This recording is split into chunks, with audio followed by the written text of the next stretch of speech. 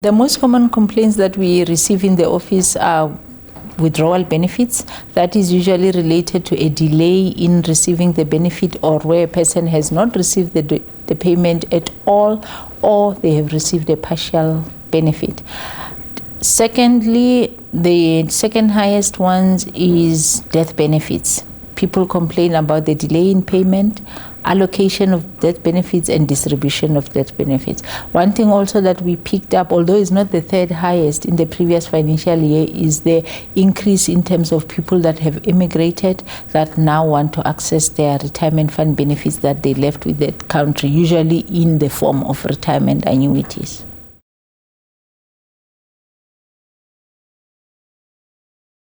The most common reason with the delay is that in most instances you'll find that the employer has not paid all the contributions, or the fund has not allocated all the contributions. Sometimes it's really a matter of documentation not all documentation has been submitted in order for the fund to authorize the payment. In terms of the old complaints that we have received that are related to withdrawal benefits, it would seem that previously employees would have been told that when you leave employment, you can't get your benefit now, you must only come when you reach retirement age. So there are quite a lot of people that are now just coming back after 20, 25 years or so, where they are saying that I was told that only when I reached age 65 will I be able to get my benefit.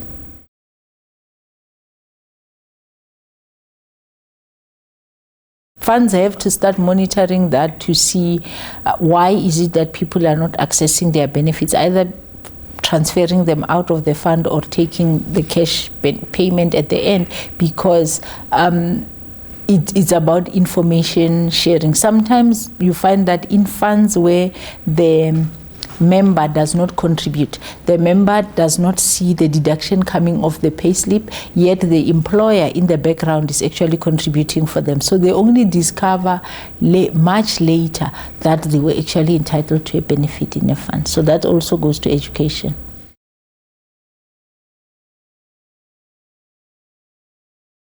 In terms of umbrella funds, employers are really far removed from the management of the fund. The fund is owned by a large insurer, and therefore the employer just participates. So because they are not even on the board, they don't really keep up, except for paying contributions, they don't keep up with the goings on of the fund.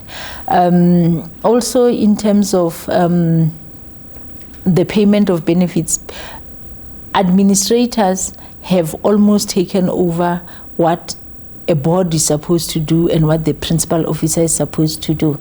They are doing that, and yet the board, whilst they might have delegated some of the activities to the administrator, they are not providing the necessary direction and oversight, and also getting feedback that they can engage with to say, is everything going as per the delegation?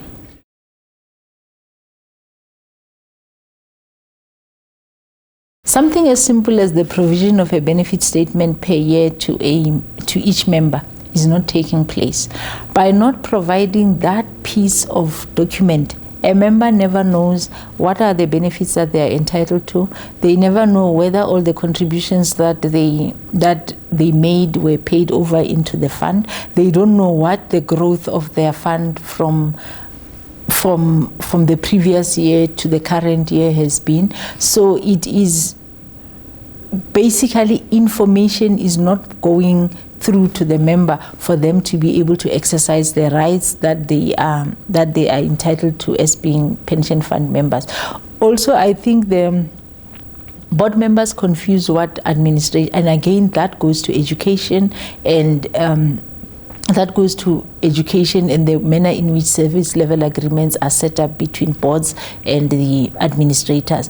Boards are not providing the necessary oversight and direction to what the administrator is doing. So the administrator is left to chase their profits at the expense of good governance in some instances.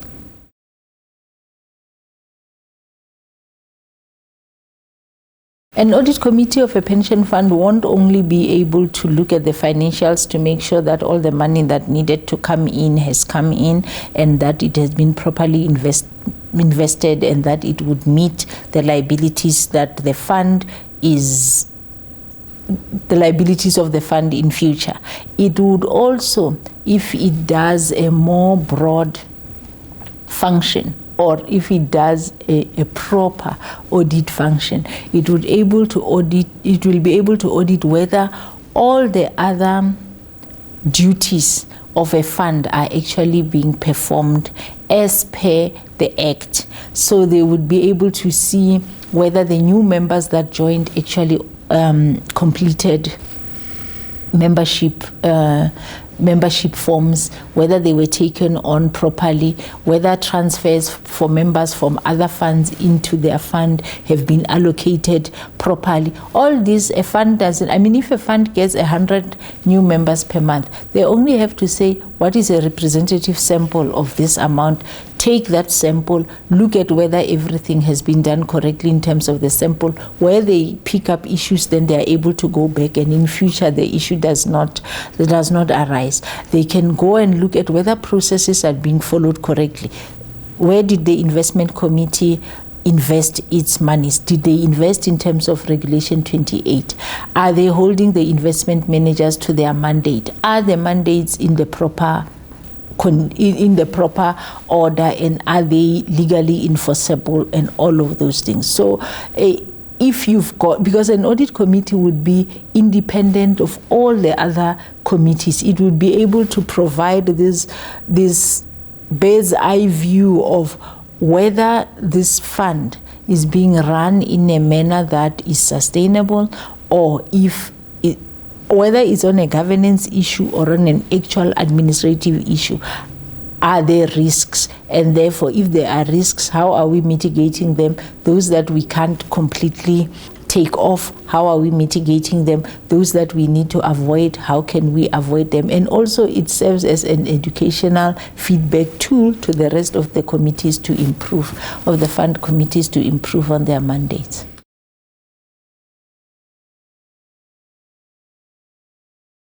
Good legislation is there.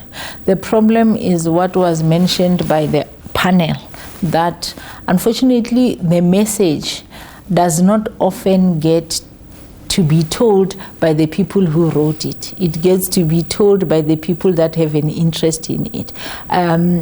So by the time a message that says we want to encourage preservation gets to a member, it sounds something like this: the government is going to take your money. Whereas if everybody goes back and looks at the legislation, everyone will be in agreement that this is a good thing. But so the message needs to be out there in order to assist. And where you are, where say the government is coming up with new priorities, they need to make sure that they are out there to communicate these, and these don't fall prey to other people to just hijack a process, and which ends up disadvantaging members.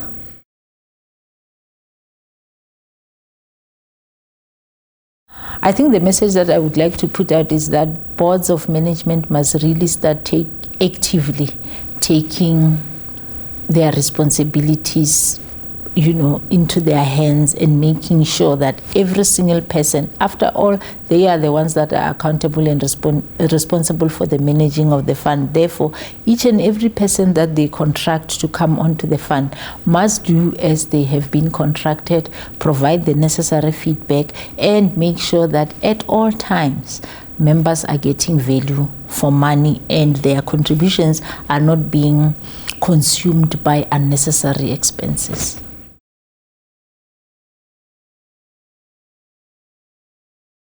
There is supposed to be accountability, but it doesn't often happen that they are held accountable, because also at the end of the day, where a board goes rogue, you still need to keep the fund going or try and save something there. So most people, instead of holding a board accountable, and they'll say, okay, what can we do to help you fix this? And then everybody moves away from, but we actually need to hold these people accountable for what they have done. Everyone now gets consumed by trying to fix the problem, and the board members that are involved just move on to the next place to do exactly the same thing.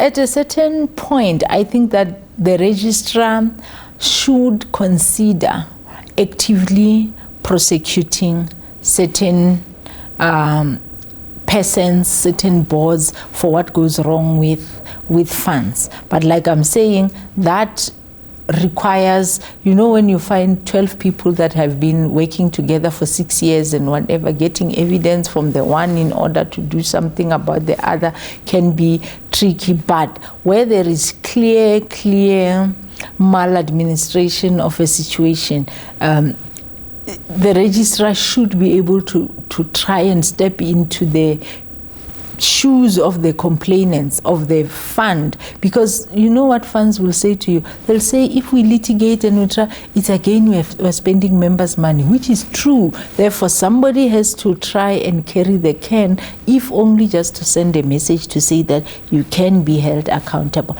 Or something as easy also as the registrar finds you unsuitable to be a principal officer of a fund or to serve on a board of a fund, blacklists you, and no other fund is supposed to give you any work to do. So there are smaller things that can be done, and the bigger things actually really require some thought around them.